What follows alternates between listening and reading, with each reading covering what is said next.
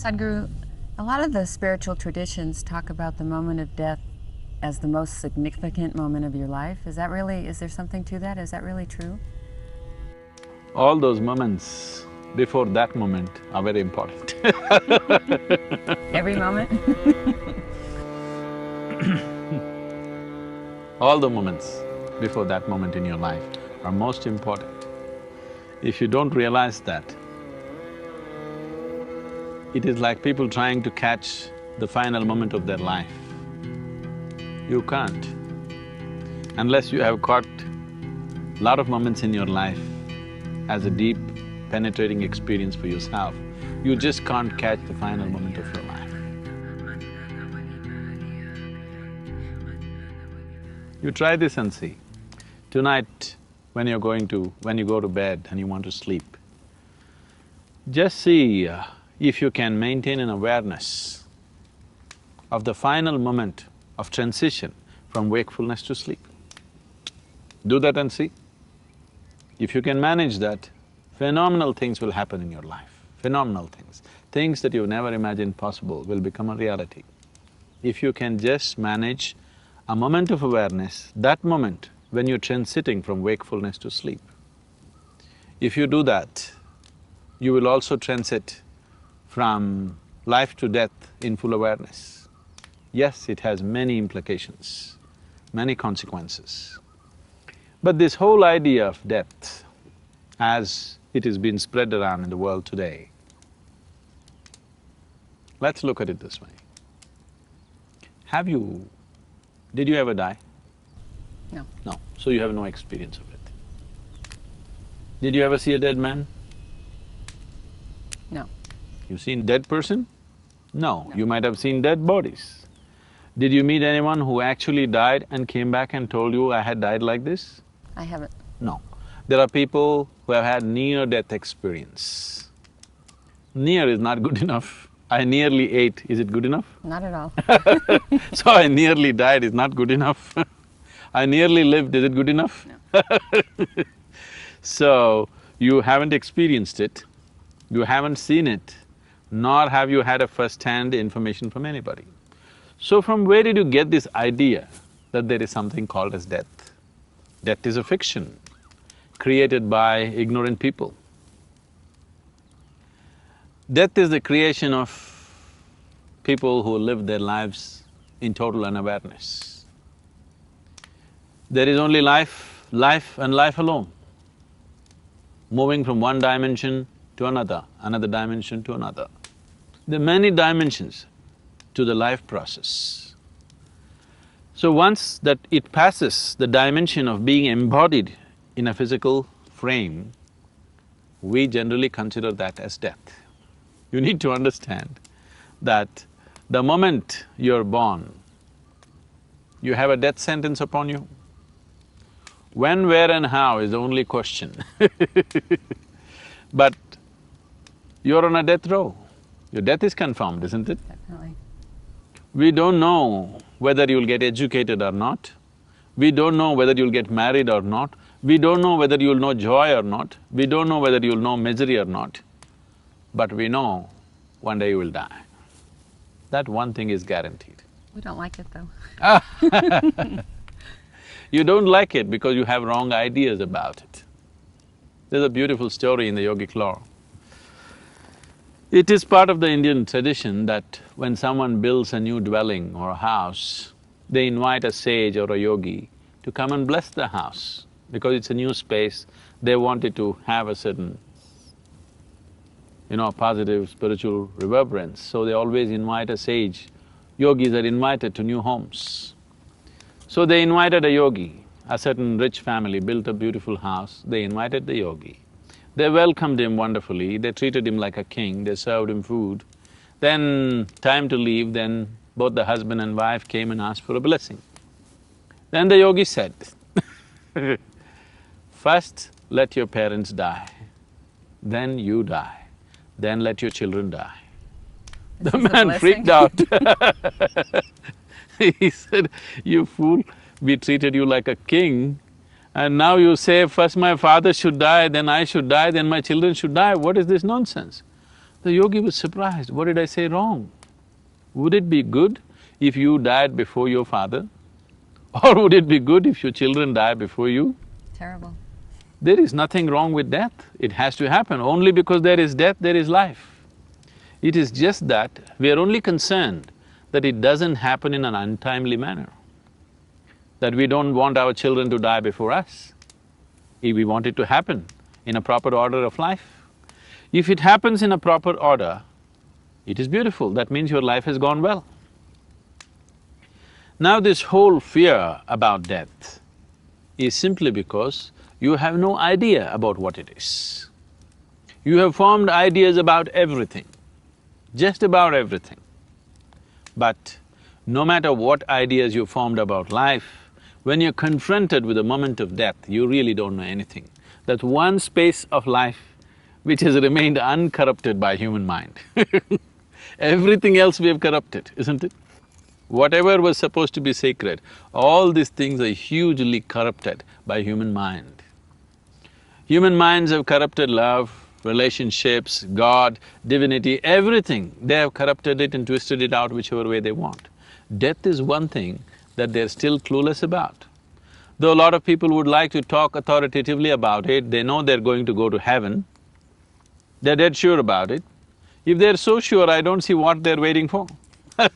No, they're trying not to go very soon. They're doing everything not to go to heaven, why? If you're so sure you're going to a wonderful place, better place than this, you must hurry up. Because you're not sure, you talk, but you're not sure 100% where you will go, what will happen to you. Just to solace yourself, just to psychologically be able to handle life, you create all these things. But essentially, the very idea of death has come to you because people have been talking about it without knowing about it. Otherwise, if your societies did not speak about it, you would just know your present existence, the way you are right now, is not permanent. That you would know, but you wouldn't have any other ideas about it. Even now you don't have, you imagine that you have. But there's so much attachment to this. My father's 89, he's telling me, you know, he wants to live the next day and the next day, just one more sunset, one more sunset. He said, you know, I lived a full life, it just came so quick, I just don't want it to end yet, you know? So it's… you don't want to have that thing we don't know happen. This we know. See, that's because your whole life, you're only living in your mind, not in this world. You're only thinking about life, you're not experiencing life. Just look back and see, in the last 24 hours, how many moments have you truly experienced the way they are? You're only thinking about it. So, you are a psychological existence, you are not an existential existence. Whatever happens in your mind is irrelevant because you can make anything happen. You can imagine anything and think it is true. What happens in your mind, what you think and feel, has nothing to do with the reality of life. But right now, humanity has invested so much towards what they think and feel. They've made it so important, obviously they will miss life. What this essentially means is, your own petty creation that you create in your mind has become so important for you that you are missing the magnificent creation of the Creator. You missed it all. Now at 89 you want to watch a sunset, nothing wrong, at least now you're aware of it, I'm glad. But why did you miss it for so many years? Because you're too busy with your own petty creation in your mind, isn't it? This body is just a piece of this earth. It has popped up from this earth and it'll go back to this earth. Right now you're sitting here, before you and me came here on this planet, countless number of people have walked this planet, isn't it? Where are they? All topsoil. This one will also be topsoil unless someone buries you real deep, fearing that you may rise from the dead. So, this body right now is a debt that you have taken from the planet, it's a loan from the planet. Let's say I give you $1 million loan today. I won't, I'm just telling you. Why not? And in 10 years' time, you made this 1 million into 100 million. And after 10 years, if I come looking for you, what would you do with me? I'd give you $1 million back. You would Plus a little welcome me. interest. You would welcome me. I'm your dear friend, isn't it? Yes. You would welcome me gladly and give back my million and maybe give me an extra million and send me. Suppose I gave you 1 million today and in 10 years' time you squandered it completely and you lost everything. And if I come looking for you, what do? I'd Terror. hope you die first. Terror. When a debtor comes, it's worse than death for most people, isn't it? Yes. So this is just the same. This is a loan from the planet. If you have done something truly wonderful out of it, when the moment to pay back the loan comes, you would give it back joyfully. If you have done something truly significant and wonderful things out of it. Otherwise, when the moment to pay back the loan comes, you will shiver in your pants. So, how you die in many ways indicative of how you have lived within yourself. It's in that context they might have said the significance of the last moment. And the last moment is significant because if you can maintain awareness at that moment, the quality of that moment endures beyond that. You can try this with your sleep. Tonight when you go to sleep, create a very loving atmosphere within yourself. Really be conscious and loving and fall asleep that way with a big smile on your face. You will see that quality will perpetuate through the night. When you wake up in the morning, you will see that quality radiating out of you. So, Eastern cultures have always made this happen, that you must sleep in a particular way, you must wake up in a particular way. For all this, they've fixed particular methods as to how to do it. Yoga and spiritual processes have specific ways of how to go to bed, how to wake up in the morning. This is why. Because it will perpetuate through. When that moment of transition is of a certain quality, naturally that quality endures. So when that moment of death is of a certain level of awareness or pleasantness, naturally that pleasantness and awareness will endure. Because when you're here in this embodied form, when you are here with this body and this conscious intellect, you have a discriminatory mind. Right now, whatever is offered to you, you can choose. But once you have left your body and your discriminatory mind, after that you don't have choices, you only move by tendencies. Whatever your tendency is, accordingly you will move. So are you saying we're less conscious when we drop our body? See, there's always been this harboring this hope that… It is not about being conscious or maybe not conscious. you'd know something You when have you dropped lost your your body. discriminatory intellect. Now that there's a discriminatory intellect, if I give you a mud ball and an apple, you can look at this and eat the apple, not the mud ball. But once you don't have a discriminatory intellect, you go according to your tendencies. Even right now, so many people on this planet are causing misery to themselves, not because they want to, they're going by their tendencies, they have become compulsive. Compulsiveness simply means that you're not exercising your discriminatory intellect. You're not aware enough to do that. That is true even now for most people. If people were exercising their discriminatory capabilities, if they were aware enough to do that, would you choose misery or joy? Never. Never choose misery. Always You would choose never joy. choose misery, isn't it? Nobody would be miserable on the planet then, if they exercise the discriminatory quality of their intellect. So that final moment, if you create a certain tendency of pleasantness, then beyond, what is beyond the body, that transition will be very pleasant. It's based on this, when a person is dying, when a person is near death, generally in almost every culture this awareness is there to some extent, that at that time, that's not the time for anger, that's not the time for, remorse, that's not the time for hatred. All those things you drop and do the best that you can do to create a pleasant atmosphere around him.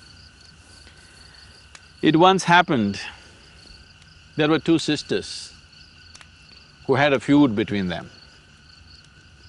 And they had not spoken to each other for 35 years. Wow. So, This is Matilda and Lucia. Matilda, at the age of 87, was about to die. She was on her deathbed. Then Lucia came to see her. Matilda looked at her and said, "Okay, I'm going to die. So if I die, all that I hold against you is forgiven. But just in case if I make it, it's all the way… just the way it was." Everything is just the way it was. You better know that. So we waste life and try to make use of death. You cannot do that. If you maintain a certain level of awareness right through your life, the moment of passing also can happen in your awareness. You live a life of unawareness and you expect that moment to be aware. Such things don't happen to people. Sadhguru, is there such a thing as immortality? See, the very idea of life being what it is has come to you only because of the mortal nature of what it is right now. The spiritual process for a human being always begins only when he thinks about death, not when he thinks about God. When he thinks about God, he only thinks of living better, having more things, having a better life, having an easy ride. But the moment he starts contemplating on his mortal nature, that's when he begins to think, what is this all about? It's true for me. What is before this? What is beyond this? So, mortality or mortal nature of life is not a curse, it's a blessing. What we need to understand is, what you call as my body is something that you have gathered. What is the big deal about giving it back? You're making it such a big deal because you are so identified with things that you're gathered. You become that. In your experience of life, you've become the things that you have gathered. Because you have become that which you have gathered, this is the essence of ignorance. This is the essence of pain, this is the essence of misery, this is the essence of suffering, that you believe yourself to be something that you are not. This is the essence of chattering mind. People come and ask me again and again, "Sadhguru, I try to meditate, my mind is going all over the place." The moment you identify yourself with something that you're not, your mind will not stop for a moment. You do what you want. The only way to stop it is either shoot you in the head or you come to an awareness as to what is you and what is not you. If you come to that, mind will become utterly still. If I sit here for 5 days, I will sit here without a single thought. That may sound dumb to you, but no, because life, the phenomena of life is far bigger than thought. What can you think? The creation is so big. Life is such a absolutely unfathomable phenomena, but now you're engrossed in your own thought because you're identified with things that you're not and you're helplessly trapped in thought. Because you're trapped in thought, now you have to glorify that, otherwise you'll feel like a fool. Right now, the thought process, humanity has paid such importance to thought process to a point where somebody went to the extent of saying, "I exist because I think." It's not so. You can think because you do exist. Your existence is first, but that's been completely missed. Because the experience of your existence has been missed, whatever you have gathered in the form of body and mind has become so important. Now dropping it has become such a big problem. Once you're existentially here, that is, your experience of life is beyond the limitations of what you have gathered, that is, beyond the limitations of your physical body and your thought process and mind, then living and dying are not two different phenomena. They're the same. Every moment, you can say right now I'm living, or you can say I'm dying, because you're actually dying. One day the process will be complete, but you're actually dying. You may do many things in your life, you may do them or you may not do them. This is one thing you will do. You need to understand, from your birth till the last moment, you are walking in a straight line, straight towards death. You may look this way at the mountains, you may look that way at the lake, you may look at relationships, you may fall in love, you may suffer, you may enjoy, but essentially every moment of your life, you're walking straight towards your grave. So that is the most inevitable thing. And that's the only thing which enhances the quality of your life. I am not saying you must choose to die. Death does not need your assistance.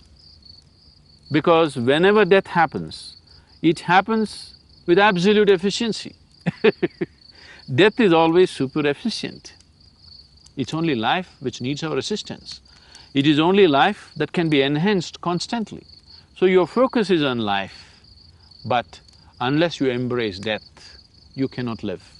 If you try to avoid death, all that will happen to you is, you will end up avoiding life. If you are every moment afraid, what will happen to me, or will I die, you will only avoid life. You will not avoid death. Because what you call as death is just a transition of life, which has to happen. So immortality is a very immature idea. Unless you go beyond the physicality of life, everything that is not physical is always immortal. It is only the physicality which is mortal. So if your experience of life right now transcends the limitations of the physical, you're already immortal. I'm immortal because I don't exist. I am immortal because I am not identified with my physical body. I enjoy my body, I use my body, but I'm constantly aware that it is only an accumulation. Any day I have to drop it. So this is immortality. In awareness, you're immortal. Only in unawareness, you are mortal. Sadhguru, there's so many choices that we have about our life. More choices I'm seeing, the more aware I get. Can it also get to a point where we have choices about our death, how we die, or is there any way that we have some kind of choice? We need to understand this. Everything that you can experience is life. What you call as death also is life. So if there are choices about death, they're definitely… what you're referring to as death is just the last moment of life. So that final moment when you transcend the limitations of your physical body, that happens only once in your lifetime. Almost everything in your life may happen many times over, but this one thing happens only once in your lifetime. And it's the last thing that you do. The last thing that you do in your life is death. So I want you to understand death as life, not something else. So this is the last act of your life. Is it not important that you choose to make it happen gracefully and wonderfully? Is it not very important? Very important. If you are fearful of it, if you're ignorant of the ways of life and you create resistance towards it, naturally you will miss that possibility. Spiritual process, people on the spiritual path choose the time, date and place of their death. The yogi always wants to know the time and date of his death ahead of time. He fixes it many years ahead. He says, on this day, at this time, I will leave. And he leaves because he has created the necessary awareness within himself to live consciously. Leaving this body consciously, without damaging this body, like you take off your clothes and walk away, like that you take off your body and walk away.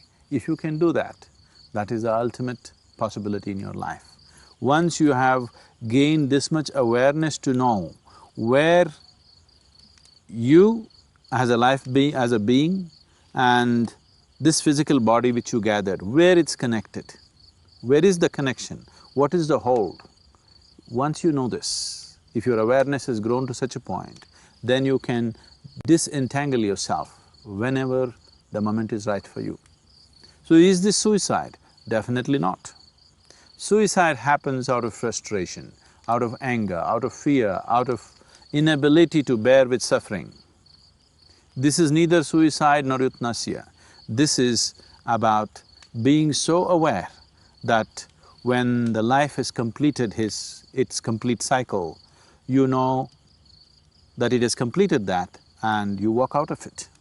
You walk out of this. And this is not death either.